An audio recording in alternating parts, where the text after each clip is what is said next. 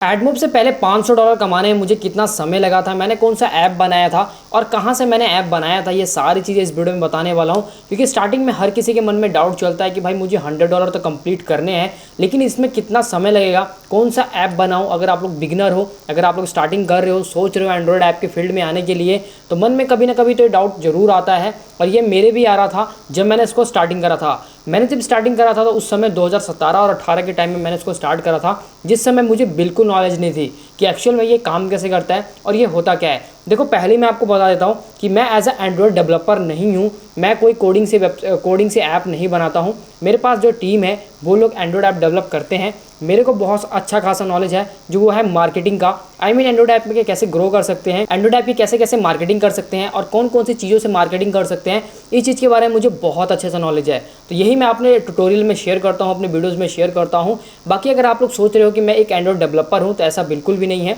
मेरे पास टीम है जो एंड्रॉयड ऐप डेवलप करती है, लेकिन मुझे मार्केट में क्या चल रहा है, कौन से आइडियाज़ ज़्यादा परफेक्ट रहेंगे, इन चीज़ों के बारे में अच्छी खासी नॉलेज है। क्योंकि लास्ट 7 से 8 सालों में मैं यही सब करते आ रहा हूँ और मुझे इसके बारे में पूरा बेसिक टू एडवांस लेवल तक पता है कि एक एंड्रॉयड ऐप को ग्रो करने के लिए कौन कौन सी स्ट्रैटेजी लगाई जा सकती है। क्योंकि मैंने बहुत सारे ऐसे ऐप्स को ग्रो करे हैं जिसके 10 मिलियन से भी ज़्यादा डाउनलोड्स हैं अभी के टाइम में। यही सारी चीज़ें इस वीडियो में बताने वाला हूँ। तो वीडियो में कोई मैं ऐसी इन्फॉर्मेशन नहीं शेयर करूँगा जो आपके काम की है, लेकिन ऐसा अगर आप लोग सोच रहे हो कि आपको ये पता होना चाहिए कि एक्चुअल में एक एंड्रॉयड ऐप से पैसे कमाने में कितना समय लग जाता है, तो उस चीज़ के लिए ये वीडियो आप लोग लास्ट तक देखना, आपको सब कुछ क्लियर हो जाएगा।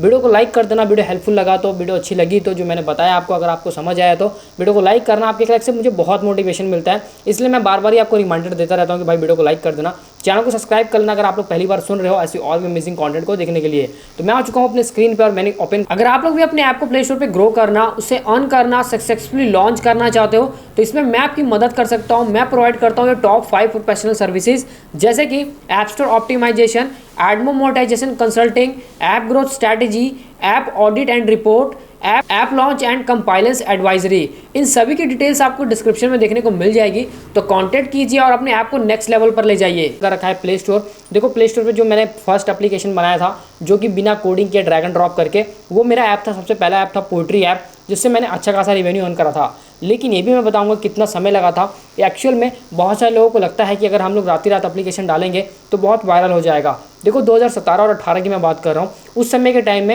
एंड्रॉयड ऐप के फील्ड में मतलब उतना ज़्यादा कंपटीशन नहीं था और अभी के टाइम में भी कंपटीशन नहीं है। देखो मैं आपको सिंपल सा एक स्ट्रैटेजी बताता हूँ। ऐसा मैंने बहुत जगह मैंने ऐसा देखा है, बहुत लोगों से मैंने सुना भी है।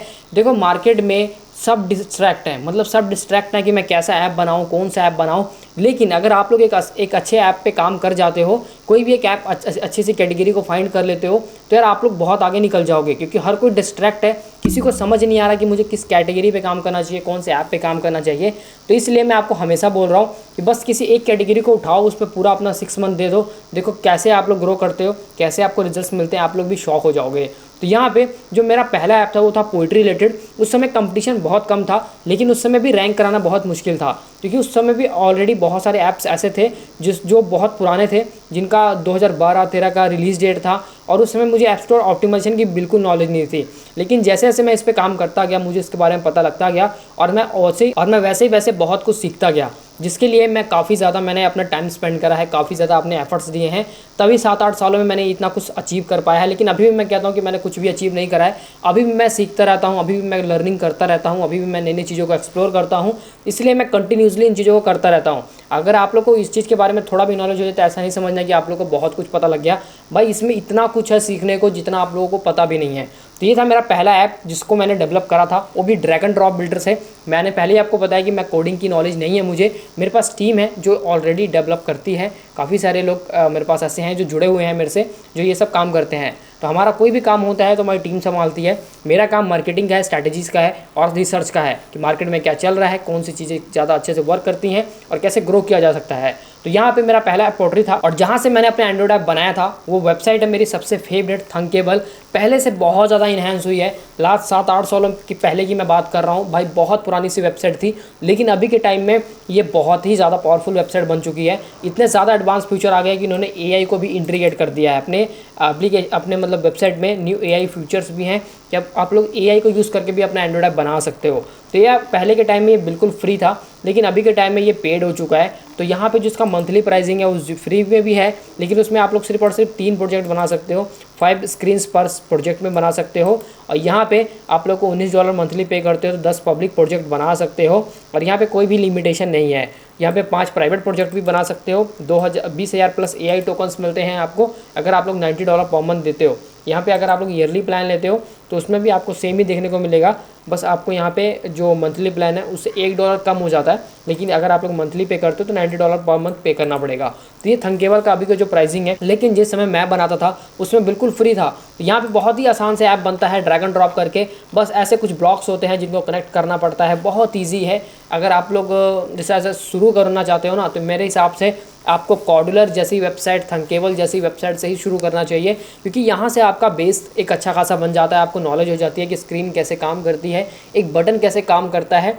तब अगर आप लोग कोडिंग से भी ऐप बनवाओगे या फिर खुद से भी डिज़ाइन करना चाहो, तो अगर आप लोग को बेसिक नॉलेज पता है तो आप लोग आसानी से ये चीज़ कर पाओगे, नहीं तो आप लोग को बहुत प्रॉब्लम आने वाली है। तो यहाँ पे आसानी से एक अपना खुद का एंड्रॉयड ऐप बना सकते हो, बहुत ईजी है। मैंने यहीं से स्टार्ट करा था और मुझे $500 पर मंथ कमाने के लिए कितना समय लगा था, अब मैं बताता हूँ इसके ऊपर। देखो, जब स्टार्टिंग में हम लोग कोई भी एंड्रॉयड ऐप बनाते हैं तो हर किसी के मन में डाउट चलता है कि भाई $100 तो मुझे पूरे करने ही है, तभी मुझे पेमेंट का विड्रॉ मिलेगा। पहली पेमेंट की खुशी इतनी ज़्यादा होती है जितना शायद आप लोगों ने कभी बचपन में पैदा जब हुए होगे तभी भी उतनी नहीं खुशी हुई होगी जितनी आप लोगों को तब खुशी होती है जब आपका $100 कंप्लीट होता है और आपके अकाउंट में उसका पेमेंट आता है।